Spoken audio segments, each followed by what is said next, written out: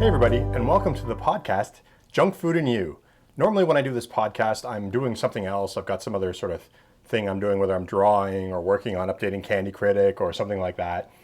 But today I want to kind of focus a little bit better on what I'm talking about. And today's subject is candy brands that you don't know about that maybe you could know about or should know about. I'll tell you now, this list is very sort of North American centric. A lot of these brands are brands that if you're living in Europe, Australia, or Asia, you know all about them. I mean, they're common, they're everyday run of the mill. There's gonna be particular countries that you're from, like where these are like the biggest brands forever. And what the interesting thing about this you might not know is like there's a lot of people in the world that don't know about these brands. It does flip the other way though, because one of the interesting things is Reese's, the brand Reese's is actually not very common around the world, except in North America. You can find it sort of in specialty shops and things like that. And a lot of these treats that I'm going to mention today, if you're in North America, you'll be able to find in specialty shops. But things like Reese's peanut butter cups are actually very common in North America. Like you can go into any corner store or variety store or anything like that, and you're going to find Reese's products and Reese's peanut butter cups like crazy. But in Europe and Asia, they're actually kind of rare. So the idea of this is sort of say, this is what North Americans sort of, these are North American brands that are unknown to a lot of North Americans that I've heard about sort of being able to travel and stuff like that, but maybe some of you haven't, and it's worth investigating, and maybe someday we'll be lucky enough that these brands will be common in North America because a lot of them are really great brands that have some really cool stuff. So I have a list here I'm going to sort of reference, and I'm going to tell you the name and then sort of something about it. So the first one is Ewaddle. I think that's how you pronounce it. It's a Polish brand that actually does like these fine chocolates, and they're very common in Poland, but they're really, really interesting chocolates. They tend to be kind of nuttier and fruitier, like not actually filled with nuts and fruit, but the chocolate has this sort of nutty, almost alcoholic taste to it, and it's kind of interesting. Let's see here. Of course, my tablet decides to go out in the middle of this, so. Okay, the next is Fager. Fager is a brand that comes out of Sweden, and in Sweden it's everywhere. It is the brand that is everything, and frankly it's one of the best chocolate brands I know of. I would say that it easily is on par with Cadbury. It just doesn't have that global reach, but you can find it in a lot of like Northern Europe and everything like that, but Southern Europe and other parts of Europe not really that common, and other parts of the world it's almost non-existent. But really it's one of those brands you should try. Next one is Fries. That's a British brand that I'm surprised hasn't gotten more publicity and gotten out there a bit more. But it's a chocolate bar brand too. They have a Turkish delight bar that's quite unique and interesting. It's sort of like a Big Turk bar here in Canada, but it's a little bit different, a little bit better, I think, than a Big Turk bar. Whittakers, which is a potato chip company in the UK. They're starting to make roads around the world. Like I've started to see their chips, even in Asia. I think I bought a package of Walker's crisps in Singapore once, and so they're kind of a specialty item, but they're a specialty item that's starting to sort of spread around a little bit better. Arnott's, I think that's how you pronounce it, is an Australian brand, and they're sort of more of a cookie brand, but the sort of the treat of choice that everybody knows about is Tams. They're the company that makes Tams. So if you've seen Tams, you've seen Arnott's, but they're not that common, except for now you're starting to see Tams all over the world. The next three are Japanese brands. There's Meiji, Latte, and Fujiya. The three of them are like really well-known Asian brands. They have all kinds of stuff. Like Meiji has a million things out there. Like I couldn't even tell you specifically what they're known for because they have so much.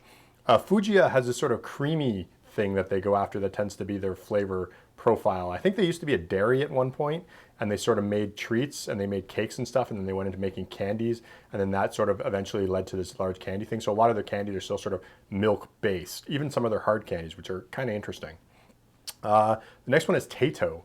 Tato is an Irish brand, and they make potato chips. And in Ireland, everybody knows Tato. Like it is the brand of potato chips, and they have like you land in the airport and there's information about how cool Tato is in Ireland. So it's a really, really popular brand.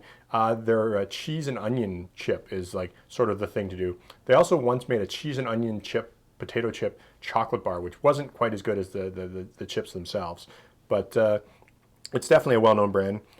Eon and Lacta, which are both Greek brands, and I lived in Greece for a while, and I never thought of Greece as being a place where you can get chocolate, but the chocolate, these two brands of chocolates, really high quality stuff, really, really nice. I really enjoyed it.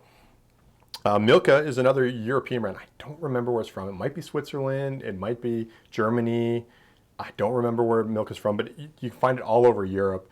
And it's really, really creamy, creamy chocolate. Roundtrees. Roundtree is something in Canada you hear about a lot. The United States, probably, Americans don't. I don't even know if it actually still exists as a brand itself. I think Nestle might have purchased it. But Roundtree makes their classic snacks. And if you go to the home of the Kit Kat bar, which is York, Roundtree is sort of was quite popular there as well. Let's see here. We have Whittakers. Whittakers is an Australian thing, and they do something called a chocolate slab, which are these bars of chocolate, and they often have filling in them. And they're like, really, slab is a great word for it, because they're really sort of hard, and you got to really put your teeth into it. But they have some great flavors and some great fillings in it. And it's really unique, and it's an Australian thing. Allen's and Pascal are two Australian brands that are known for making gummies and that sort of gummies and sort of bags of random sweets and treats. So I'm not sure if they have a few of their own, like they have a few minty candies and stuff like that. But and I think one of them makes Jaffas, but I don't remember which one right off the bat. You can check candycritic.org and you'll be able to figure that out because I've reviewed them. Let's see here. What do we have? Daryl Lee. Daryl Lee is another Australian brand, and it's really well known for chocolate bars. They used to have shops all over Australia, but they sort of had some financial trouble. But I think somebody bought the brand again and started making them again. I don't know if I've tried a Daryl Lee bar in a while, but they're pretty good. I mean, they're sort of average-ish. I wouldn't put them on the level of Fazer or Cadbury, but you know, in Australia, it's a good, if you want like a decent bar, it's a good choice. Côte d'Or, Neufeld, and Leonidas. Those are all Belgian brands, and they all have like fine chocolate places, but a lot of them also make chocolate bars. They tend to be a little bit more expensive. Côte d'Or is known to me, for making the best chocolate spread in the world, which blows Nutella away, which is a spread called Noir de Noir. It is amazing. It is the best chocolate spread you could possibly imagine. But all these brands, they do make sort of fine chocolates, but they also make bars as well in sort of a middle grade. They're generally high quality, but they're harder to find, and they're generally a lot more expensive. So, I mean, that's some of the brands that are out there, and you guys, as candy fans, should look for. In some places, these brands are humongous, but I just don't think they have quite the global reach that a Nestle's, and even a Cadbury to some degree. I know Cadbury isn't very popular in the United States or available as much in the United States, but all over the world, it's huge. But some of these brands, I really do wish they would become bigger because I want more people to be able to taste them, because if you're not tasting them, you're really missing out. But that's my list. That's all I got. Thanks for listening, and we'll see you next time. And remember to follow us on Twitter @CandyCritic. Go to candycritic.org and find links to all of our other social media, including Facebook and Instagram. You can also go to our Patreon page, patreon.com/candycritic.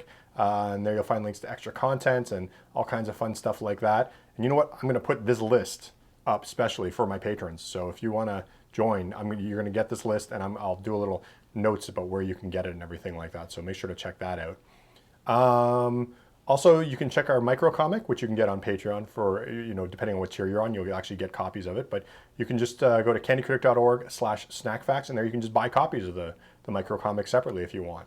We're going to have collections of it soon, and we're going to have printed copies of it soon too. So make sure to keep an eye open for that. But thanks for watching another episode of Junk Food and You, and we'll see you next time. Bye.